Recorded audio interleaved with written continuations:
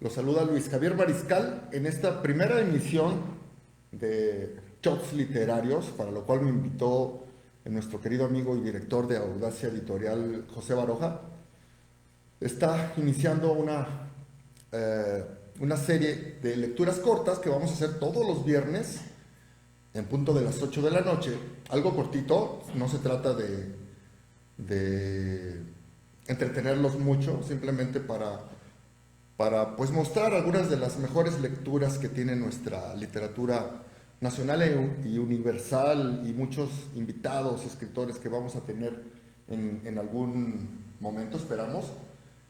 Como saben, pues yo me encargo de toda la iniciativa de Audacia, de la empresa Audacia Creaciones, que ha derivado en una app, en una editorial y en una escuela, ¿no? Entonces, pues bueno, me invitaron a esta primera emisión, se me hizo una idea fantástica. Ojalá que algún día las hagamos en vivo y nos podamos reunir y leer aquí en grupo. Invito a todos los que se quieran incluir a esta iniciativa, que cada semana de manera virtual nos lean algo de su preferencia, nos den una breve introducción al texto y leamos unos 10-15 minutos. No crean que me voy a aventar aquí 2 horas leyendo. ¿Sale? Entonces, hoy, pues bueno, como cada quien se trata de que leamos lo que nos gusta, pues yo soy aficionado a la serie de aventuras de Sherlock Holmes. Como saben, Conan Doyle escribió algo así como 56 relatos y 4 libros acerca de este épico personaje, en el cual están basados cualquier serie que vean actualmente, cualquier serie que vean en la actualidad, cualquier serie policíaca o de investigación está inspirada en este personaje, en Sherlock Holmes. Conan Doyle fue muy atinado en la creación de este personaje. En ese entonces, pues era como Netflix de la época, todo el mundo estaba esperando el siguiente tomo, y como saben, cuando Conan Doyle decidió deshacerse ya del personaje porque ya estaba harto de escribir sobre él, como sabemos, Conan Doyle fue muy prolífico, tiene mucha obra, y pues lo estaban estancando mucho con Sherlock Holmes, y pues no lo soltaban, ¿no? Intentó pues deshacerse del personaje en la historia, pero los fans lo obligaron a traerlo de vuelta. Y justamente hoy voy a leer algo relacionado cuando trae de nuevo al personaje a la vida o al desarrollo de los casos. Y pues bueno, quiero leerles hoy el relato de la aventura de la casa vacía o la casa deshabitada, que justamente está ubicado previo al regreso de Sherlock Holmes, cuando Conan Doyle se había deshecho de él, ¿no? Y les leeré más o menos 10 minutos, 15 minutos. Esta obra la pueden encontrar en nuestra app Audacia Audiolibros completa, al igual que mucha obra de Sherlock Holmes y de Conan Doyle. Entonces empiezo ya para no entretener. Bueno, esto se llama shot literario, así que me obligan a echarme un shot para inspirar la lectura, lo cual se me hace un poco contraproducente. De seguro se me va a trabar la lengua, pero bueno, a ver cómo me va con este tequila. Ay, que me lo tomen todos, me dicen, de un trago. Ok, ahí voy.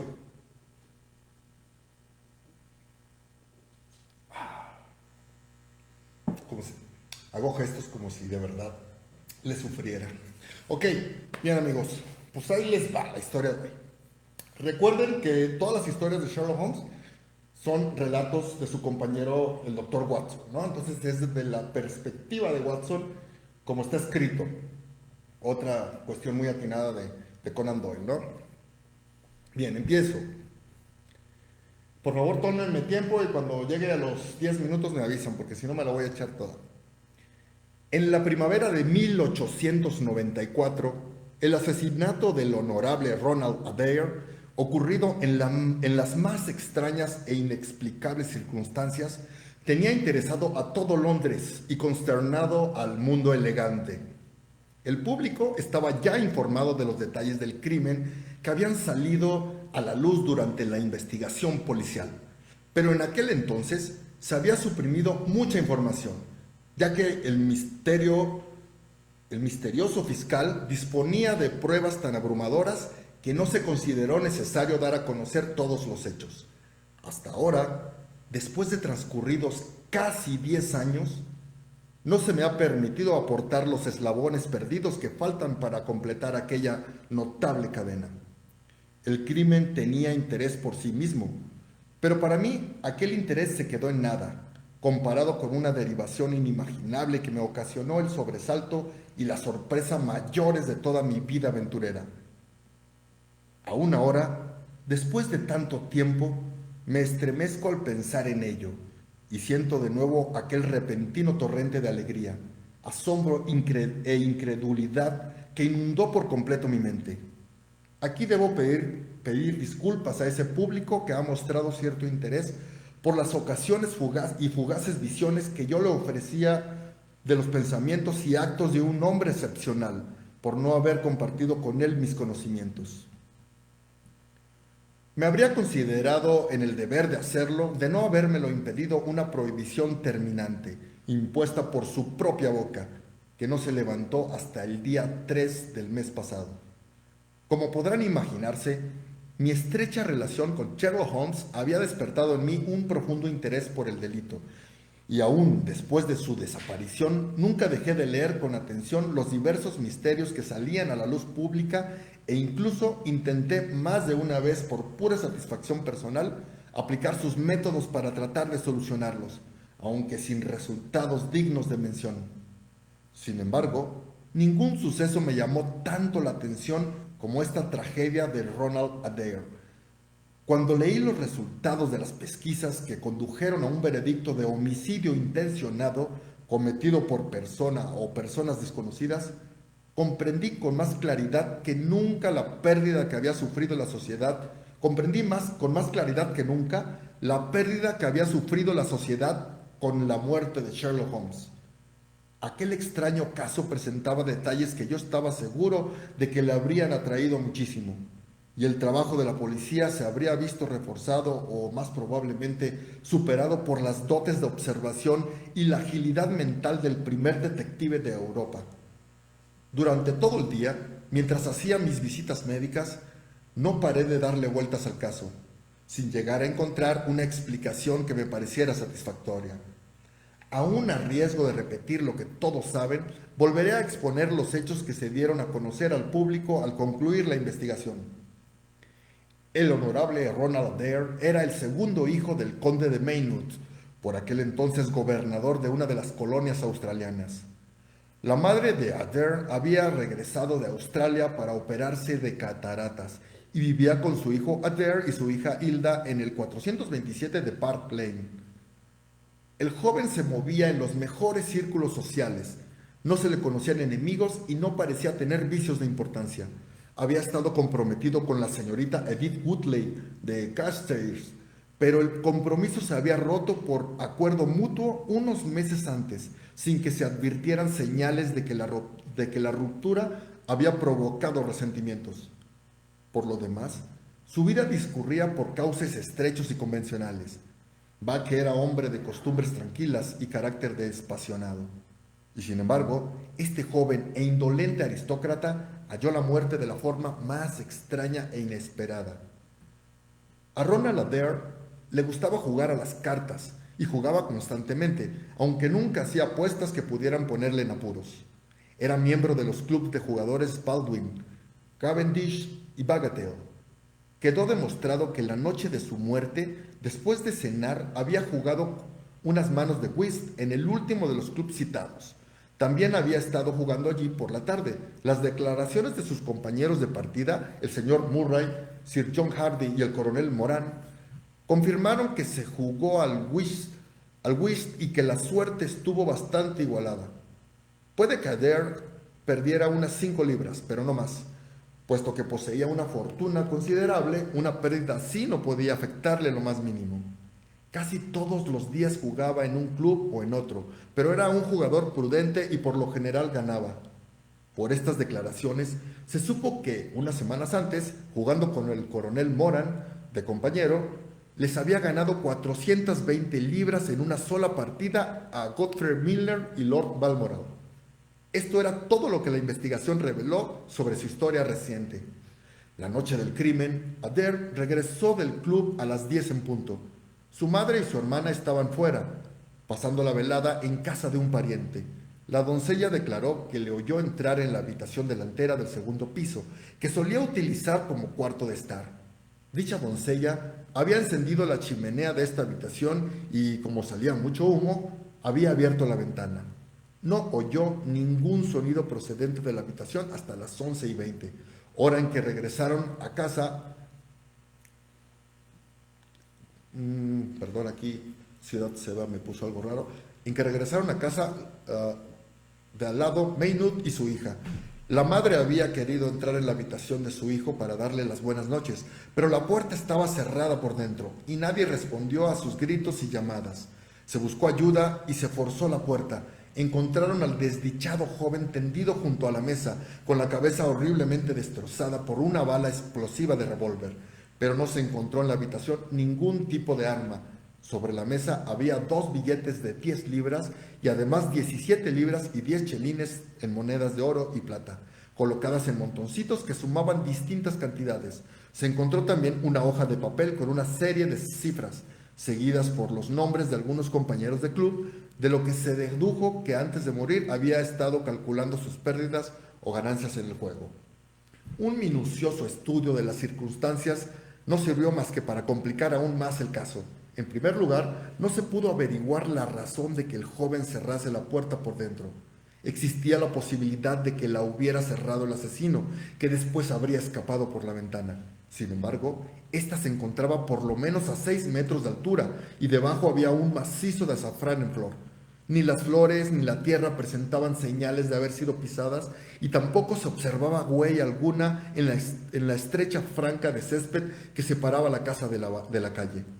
Así pues, parecía que había sido el mismo joven el que cerró la puerta. Pero, ¿cómo se había producido la muerte? Nadie pudo haber trepado hasta la ventana sin dejar huellas. Suponiendo que le hubieran disparado desde fuera de la ventana, tendría que haberse tratado de un tirador excepcional para infligir con un revólver una herida tan mortífera. Pero además, Park Lane es una calle muy concurrida y hay una parada de coches de alquiler a 100 metros de la casa. Nadie había oído el disparo y, sin embargo, allí estaba el muerto y ahí la bala del revólver, que se había abierto como una seta, como hacen las balas de punta blanda, infligiendo así una herida que debió provocar la muerte instantánea. Estas eran las circunstancias del misterio de Park Lane, que se complicaba aún más por la total ausencia de móvil, ya que, como he dicho, al joven Adair no se le conocía ningún enemigo, y por otra parte, nadie había intentado llevarse de la habitación ni dinero ni objetos de valor. Me pasé todo el día dándole vueltas a estos datos, intentando encontrar alguna teoría que los reconciliase todos y buscando esa línea de mínima resistencia que, según mi pobre amigo, era el punto de partida de toda investigación. Confieso que no avancé mucho. Por la tarde di un paseo por el parque y a eso de las 6 me encontré en el extremo de Park Lane que desemboca en Oxford Street. En la acera había un grupo de desocupados, todos mirando hacia una ventana concreta, que me indicó cuál era la casa que había venido a ver. Un hombre alto y flaco, con gafas oscuras y todo el aspecto de ser un policía de paisano, estaba exponiendo alguna teoría propia, mientras los demás se apretujaban a su alrededor para escuchar lo que decía. Me acerqué todo lo que pude, pero sus comentarios me parecieron tan absurdos que retrocedí con cierto disgusto. Al hacerlo, tropecé con un anciano contrahecho que estaba detrás de mí, haciendo caer al suelo varios libros que llevaba. Recuerdo que, al agacharme a recogerlos, me fijé en el título de uno de ellos, El origen del culto a los árboles, lo que me hizo pensar que el tipo debía ser un pobre bibliófilo que por negocio o por afición coleccionaba libros raros. Le pedí disculpas por el tropiezo, pero estaba claro que los libros que yo había maltratado tan desconsideradamente eran objetos preciosísimos para su propietario. Dio media vuelta con una mueca de desprecio y vi desaparecer entre la multitud su espalda encorvada y sus patillas blancas. Mi observación del número 427 de Park Lane contribuyó bien poco a resolver el enigma que me interesaba. La casa estaba separada de la calle por una tapia baja con verja, que en total no pasaban del 1,5 metros de altura. Así pues, cualquiera podía entrar en el jardín con toda facilidad. Sin embargo, la ventana resultaba absolutamente inaccesible, ya que no había tuberías ni nada que sirviera de apoyo al escalador, por ágil que éste fuera. Más desconcertado que nunca, dirigí mis pasos de vuelta hacia Kensington, hacia Kensington. No llevaba ni 5 minutos en mi estudio cuando entró la doncella, diciendo que una persona deseaba verme. ¿Cuál no sería mi sorpresa al ver que el visitante no era sino el extraño anciano coleccionista de libros, con su rostro afilado y marchito, enmarcado por una masa de cabellos blancos y sus preciosos volúmenes, por lo menos una docena encajados bajo el brazo derecho? Parece sorprendido de verme, señor, dijo con voz extraña y cascada. Reconocí que lo estaba. Verá usted, yo soy hombre de conciencia, así que vine cojeando detrás de usted. Y cuando le vi entrar en esta casa me dije, voy a pasar a saludar a este caballero tan amable y decirle que aunque me he mostrado un poco grosero, no ha sido con mala intención y que le agradezco mucho que haya recogido mis libros. Da usted demasiada importancia a una nadería, dije yo. ¿Puedo preguntarle cómo sabía quién era yo? Bien, señor. Si no es tomarme excesivas libertades, le diré que soy vecino suyo. Encontrará usted mi pequeña librería en la esquina de Church Street, donde estaré encantado de recibirle, ya lo creo.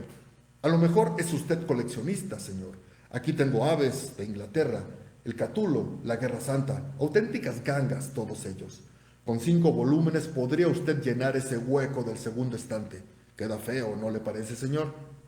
Volví a la cabeza para mirar la estantería que tenía detrás y cuando miré de nuevo hacia adelante, vi a Sherlock Holmes sonriéndome al otro lado de mi mesa.